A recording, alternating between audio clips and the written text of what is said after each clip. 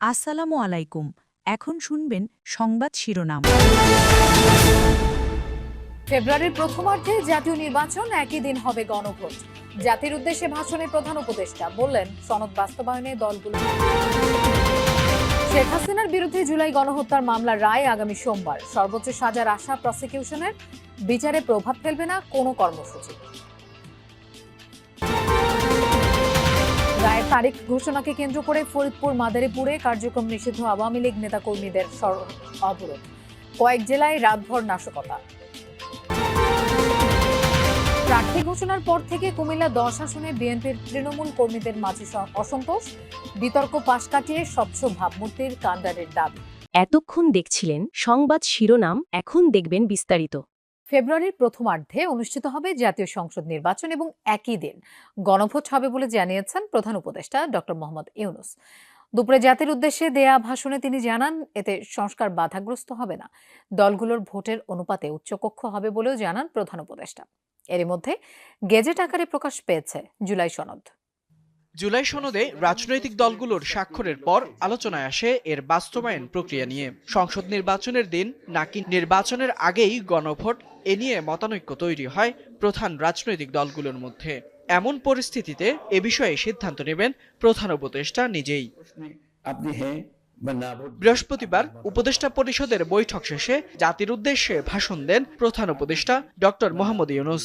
13 মিনিটের ভাষণে মূলত জুলাই জাতীয় সনদ বাস্তবায়ন বিষয়ে কথা বলেন প্রধান উপদেষ্টা। গণভোটের সংখ্যাগরিষ্ঠ ভোট জানান, জুলাই সনদের অনুমোদন দিয়েছে উপদেষ্টা পরিষদ। তিনি বলেন, সংস্কার ইস্যুতে বড় ধরনের কোনো মতপার্থক্য নেই। জুলাই সনদ একটি বড় কাজ বলে উল্লেখ করেন ডক্টর ইউনূস। রাজনৈতিক দলগুলো কর্তৃক স্বাক্ষরিত জুলাই সনদকে মূল দলিল হিসেবে ধরে নিয়ে অন্তর্বর্তী সরকার আজকের উপদেষ্টা মণ্ডলীর সভায় জুলাই জাতীয় সনদ সংবিধান সংস্কার বাস্তবায়ন আদেশ 2025 অনুমোদন করেছে। এটা বিরাট খবর।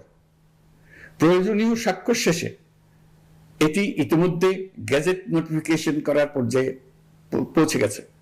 গণভোটের বিষয়টিও স্পষ্ট করেন প্রধান উপদেষ্টা। জানান, ভোটের দিনই হবে গণভোট। আমি জাতীয় সংসদ নির্বাচনের দিনই গণভোটের আয়োজন করা হবে, অর্থাৎ জাতীয় নির্বাচনের মতো গণভোটও ফেব্রুয়ারির প্রথমার্ধে একই দিনে অনুষ্ঠিত হবে। এতে সংস্কারের লক্ষ্য কোনোভাবে বাধাগ্রস্ত হবে না। নির্বাচন আরো উৎসবমুখর ও সাশ্রয়ী হবে। গণভোটের সংখ্যাগরিষ্ঠ ভোট হ্যাঁ সূচক হলে শেখ হাসিনা সহ 3 জনের বিরুদ্ধে জুলাই গণহত্যার মামলার রায় ঘোষণা 17 নভেম্বর। মানবতা বিরোধী অপরাধের বিচারে গঠিত আন্তর্জাতিক অপরাধ ট্রাইব্যুনাল এই রায় ঘোষণা করবেন। ট্রাইব্যুনালের প্রসিকিউশনের আশা, হত্যাযজ্ঞের দায়ে সর্বোচ্চ সাজা হবে শেখ হাসিনা সহ অভিযুক্তদের। মামলার অপর 2 আসামি সাবেক স্বরাষ্ট্রমন্ত্রী আসাদুজ্জামান খান কামাল ও সাবেক আইজিপি চৌধুরী আব্দুল আল মামুন। রাষ্ট্রপক্ষের আইনজীবীর প্রত্যাশা, মামলা থেকে খালাস পাবেন আসামিরা। 2024 সালের জুলাই আগস্টে দেশে যা ঘটেছে, দেশবাসী এমনকি বিশ্ববাসীও দেখেছে ভিডিও ফুটেজে। 5 আগস্ট শেখ হাসিনা পালিয়ে গেলে অন্যতম দাবি হয়ে ওঠে হত্যাযজ্ঞের বিচার। কয়েকদিনের মধ্যেই শুরু হয় মানবতা বিরোধী অপরাধের বিচার প্রক্রিয়া। অভিযোগ গঠনের পর 3 মাস ধরে চলে সাক্ষ্য, যুক্তিতর্ক ও পাল্টা যুক্তি উপস্থাপন। সব আইনি প্রক্রিয়া শেষে বৃহস্পতিবার ঘোষণা হলো পলাতক আসামি শেখ হাসিনার মামলার রায়ের দিন। বেলা 12টার কিছু পর বসেন ট্রাইব্যুনাল।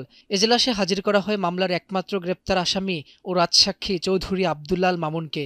প্রসিকিউশন রাষ্ট্রনিযুক্ত আসামিপক্ষ ছিলেন রায়ের তারিখ ঘোষণার সময়। শেখ হাসিনা মামলার রায়ের তারিখ ঘোষণাকে কেন্দ্র করে ফরিদপুর ও মাদারীপুরে মহাসড়কের বিভিন্ন পয়েন্ট অবরোধ করে কার্যক্রম নিষিদ্ধ আওয়ামী লীগের নেতাকর্মীরা বিক্ষোভ করে। এতে দক্ষিণ ও দক্ষিণ পশ্চিমাঞ্চল থেকে ভাঙা হয়ে রাজধানীর সাথে যান চলাচল দীর্ঘ সময় বন্ধ থাকে। দেশের অন্য হাইওয়েগুলোতে দুপুর পর্যন্ত স্বাভাবিক সময়ের তুলনায় যান চলাচল ছিল কম। এদিকে কড়া নিরাপত্তার মধ্যেও রাত থেকে ভোর পর্যন্ত কয়েক জেলায় নাশকতা হয়েছে।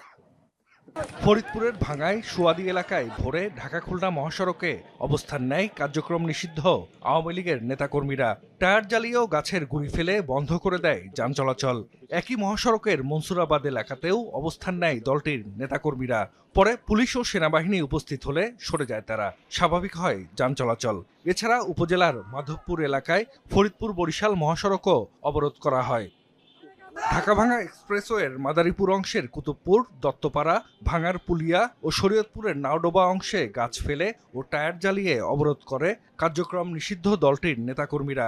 বন্ধ হয়ে যায় যানবাহন চলাচল। পরে স্থানীয় বিএনপি নেতাকর্মীরা ঘটনাস্থলে গিয়ে ব্যারিকেড তুলে দিলে স্বাভাবিক হয় যান চলাচল। নাওডোবা এলাকায় একটি ট্রাকেও আগুন দেয়া হয়। ঢাকা-টাঙ্গাইল ও ঢাকা-চট্টগ্রাম মহাসড়কে দুপুর পর্যন্ত স্বাভাবিক সময়ের তুলনায় যান চলাচল ছিল কম। তবে কোথাও যান চলাচলে বাধা দেওয়ার খবর পাওয়া যায়নি। বিভিন্ন জেলার পরিবহন মালিক শ্রমিকরা জানিয়েছেন, যাত্রী কম থাকায় ঢাকা রুটে বাসও ছেড়েছে কম। নাশকতামূলক কর্মকাণ্ড ঠেকাতে মহাসড়কগুলোর বিভিন্ন পয়েন্টে মোতায়েন রয়েছে পুলিশ। এদিকে কড়া নিরাপত্তার মধ্যেও কয়েক জেলায় নাশকতা হয়েছে। গোপালগঞ্জে গণপূর্ত অফিসে কয়েকটি পেট্রোল বোমা নিক্ষেপ করে দুর্বৃত্তরা। এ সময় অফিসের ভেতরে থাকা একটি গাড়িতে আগুন ধরে যায়। এছাড়া গ্রামীণ ব্যাংকের উলপুর শাখায়ও পেট্রোল বোমা ছোড়া হয়। প্রাথমিকভাবে বিএনপির প্রার্থী ঘোষণার পর থেকেই উত্তাল কুমিল্লার লালমাইল নাঙ্গলকোট। তৃণমূলের নেতাকর্মীরা বলছেন, কুমিল্লা 10 আসনে যাকে মনোনয়ন দেওয়া হয়েছে সেই আব্দুল গফুর ভূঁইয়াকে নিয়ে বিতর্কের শেষ নেই। তারা বলছেন, এমন প্রার্থীর কাছে ভোটের টিকিট থাকলে আসনটি হাতছাড়া হবে ধানের শীষের। স্থানীয়রা চান স্বচ্ছ ভাবমূর্তির নেতা, দুঃখ দুর্দশায় যিনি পাশে থাকবেন সঙ্গী হয়ে। তাদের পছন্দ বিএনপি নেতা মোবাশ্বের আলম ভূঁইয়া। 3 সন্তান নিয়ে বিধবা আনোয়ারার সংসার। মৃত স্বামী হানিফ পেশায় ছিলেন অটোরিকশা চালক। 3 বছর আগে তার মৃত্যুর পর থেকেই সংসারটি টিকে রয়েছে বিএনপি নেতা মোবাশ্বের আলমের সহযোগিতায়। কুমিল্লা 10 মোহাম্মদ আব্দুল গফুর ভূঁইয়া। 3 নভেম্বর বিএনপির হাইকমান্ড কুমিল্লা 10 আসনের সম্ভাব্য প্রার্থী হিসেবে ঘোষণা করে আব্দুল গফুর ভূঁইয়ার নাম। এরপর থেকেই দুশ্চিন্তায় আনোয়ারা। তিনি চান দুঃসময়ে পাশে থাকা মোবাশ্বের আলম যেন পান ভোটের টিকিট। একই দাবি অটোরিকশা চালক মুজিবুল, পান দোকানি ফজর আলী ও কৃষক আমিরের।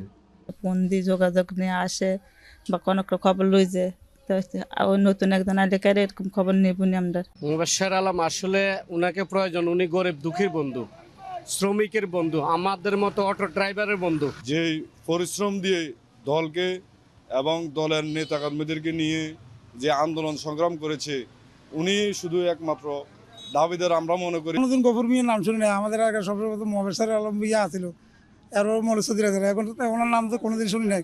কি করে ওনাকে আমরা জাতীয় নির্বাচনে আমাদের তারেক রহমান কিভাবে দেয়? সম্ভাব্য প্রার্থী আব্দুল গফুর ভূঁইয়াকে নিয়ে বিতর্কের শেষ নেই। সাম্প্রতিক সময়ে নাঙ্গলকোট উপজেলা বিএনপিকে পাশ কাটিয়ে জোরপূর্বক একতরফা কমিটি গঠন করেন তিনি। কয়েকদিন আগে কুমিল্লা শিক্ষা বোর্ডের চেয়ারম্যানকে হুমকি দিয়ে ভাইরালও হন। আপনার কত বড়